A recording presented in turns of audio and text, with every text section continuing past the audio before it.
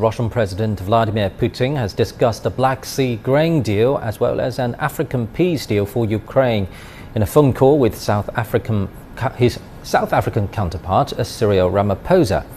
The South African leader briefed Putin about the preparations for the upcoming BRICS summit in South Africa and Russia-Africa summit in St. Petersburg. They also talked about the extension of the Black Sea grain deal, which is due to expire on Monday. Putin said the main objective of the deal was not achieved. Earlier, Turkish President Recep Tayyip Erdogan said he had spoken to Putin and was confident Moscow would agree to extend the deal. Dasha Chernyshova has more details from Moscow. The Black Sea grain deal hasn't had much impact on Russia. The Black Sea grain deal hasn't had much impact on Russia or its farmers, meaning that this latest news is largely being met with a shrug. One of Moscow's key complaints is that the grain deal had been implemented so unfairly it made no difference to Russian exporters. The Kremlin claims the part of the deal relating to Ukrainian agricultural exports serves only commercial interests, and the part relating to facilitating Russian agricultural exports has seen zero progress. For Russia, the extension of the deal plays a very small role, especially for the farmers who have not received anything. In my opinion, it will be even better for Russia's image if the deal is not extended. Because in that case, as Putin said, those poor countries in Africa that did not get anything under the grain deal, or no more than 3% from those agricultural products, will instead be supplied with grain from Russia as part of the food aid.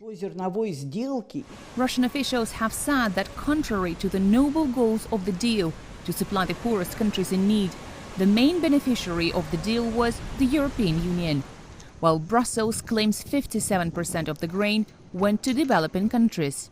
The volume of grain that the poorest countries received, and I repeat this, is a little over 3%.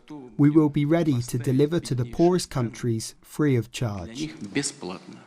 Moscow also complained about Ukraine's use of the grain deal's sea corridors to launch marine drones.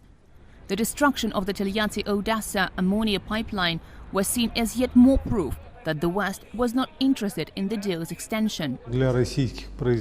For Russian producers, this deal does not play any role at all. It only harms them in terms of sales markets.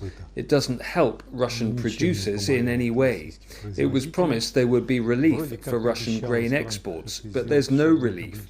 We didn't expect it, but it was clear from the very beginning that none of this would work.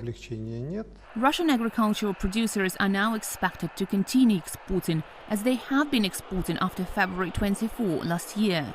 Those involve problems with insurance and freight that have become unprecedentedly expensive, as well as the lack of access to SWIFT payment system, making transactions far more complicated.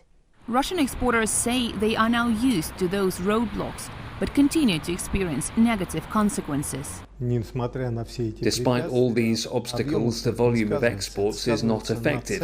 What is affected is the price of exported goods, because these risks are being included in the selling price.